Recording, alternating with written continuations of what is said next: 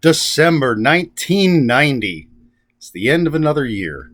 The end of a semester at Bowling Green for me, I think.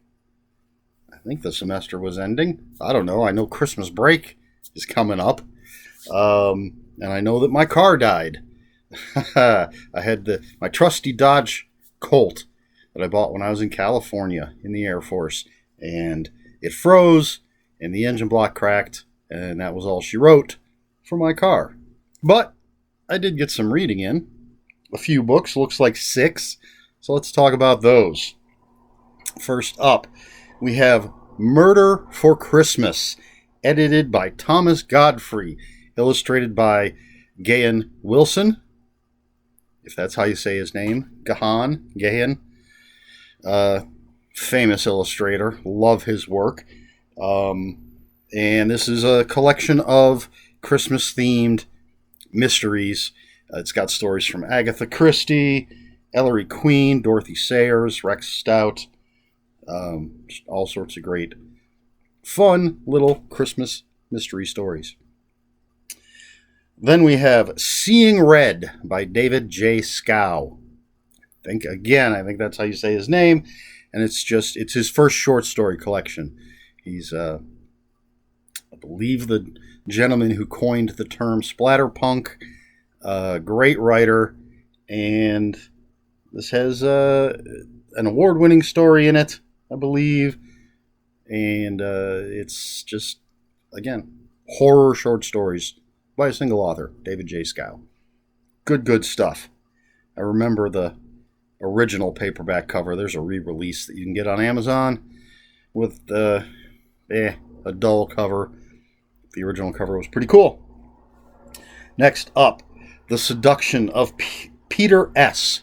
by Lawrence Sanders, whose name we're going to see come up a lot eventually. Not sure how far in the future that is.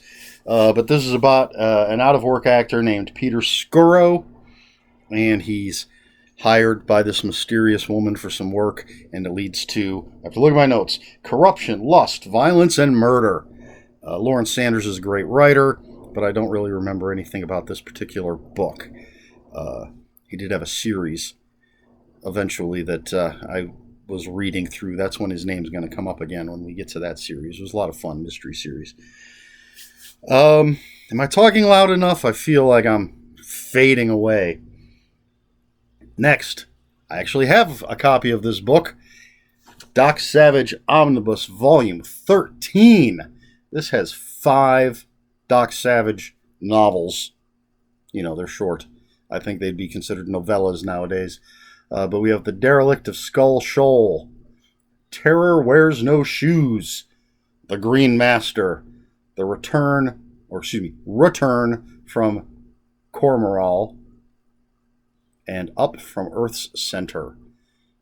It's Doc Savage pulpy goodness. We're getting into the later stuff when things are getting crazier. And I think he does have his companions in these stories, but I think there's less companion stuff. A lot of the early books, if I recall correctly, like it was almost like Doc Savage was a supporting character in his own story because there's so much focus on his 5 companions. But I think they start to fade away a little bit in some of these later ones. But Volume 13 of the Omnibus. Then we have Bill the Galactic Hero by Harry Harrison. This is science fiction comedy. Bill comes from a farming planet, but he gets kidnapped essentially by a recruitment robot to fight against the Chingers, who are these 7-foot lizard aliens. And at one point, somewhere, he loses an arm and gets the wrong replacement. Like, he loses his right arm and it's replaced with a left arm, or he loses his left arm, it's replaced with a right arm. I don't remember which.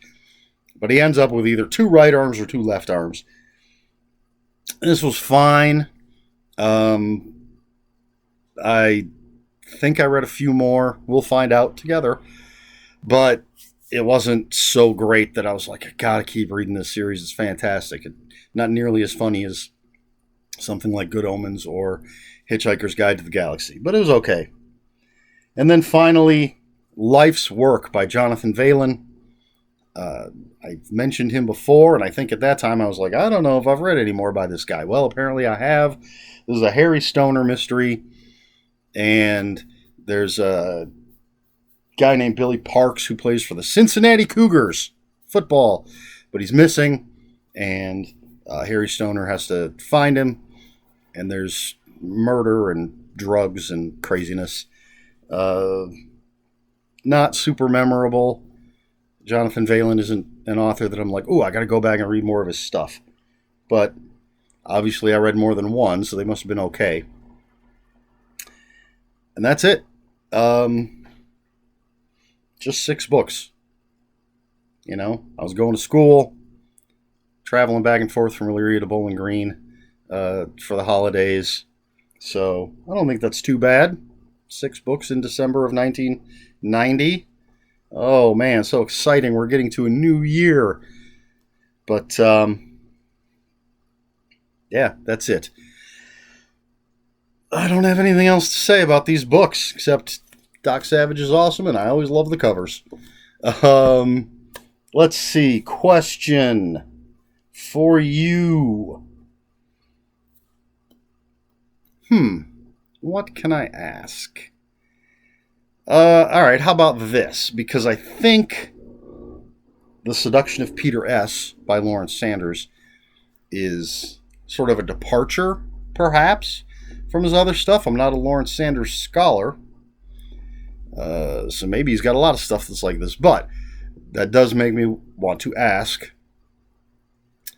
how do you feel? Do you care? Do you not care when an author you like does something completely different from what they normally do?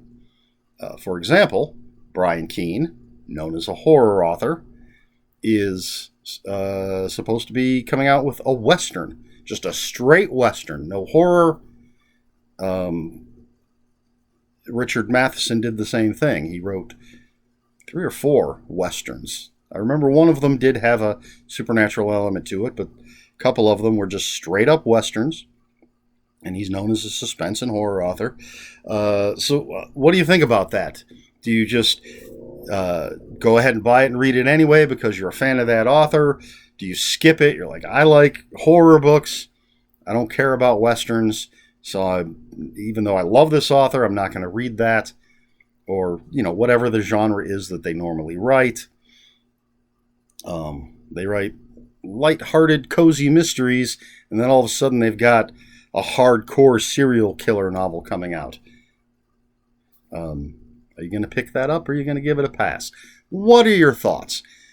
For me, I follow authors. If I like an author, I'm going to read everything they put out. The only potential exception to that is I don't read romance. So I would probably, at the very least, would put off reading a romance, just like straight up Harlequin romance kind of thing. If one of my favorite authors, one of my favorite mystery authors or horror authors or sci-fi authors just wrote this Danielle Steele-esque romance book, I'd probably still pick it up, but I would also probably not read it for a long time. But on the whole, if I like an author, I'm going to read what they write. So that's my answer. What do you think? Let me know in the comments below. Speaking of comments, if you have any comments or questions, put them in the comments below. Please like, share, and subscribe. I don't know why I'm doing this with my hands. If you'd care to follow me on other social media, my Twitter is @Ronin5757. My Instagram, where I post pictures of books, comic books, board games, and fuzzy animals, is Eric Smith 5757. That's Eric with a K, ERIKSMITH 5757. That's all I've got for you this time. So until next time, read more books.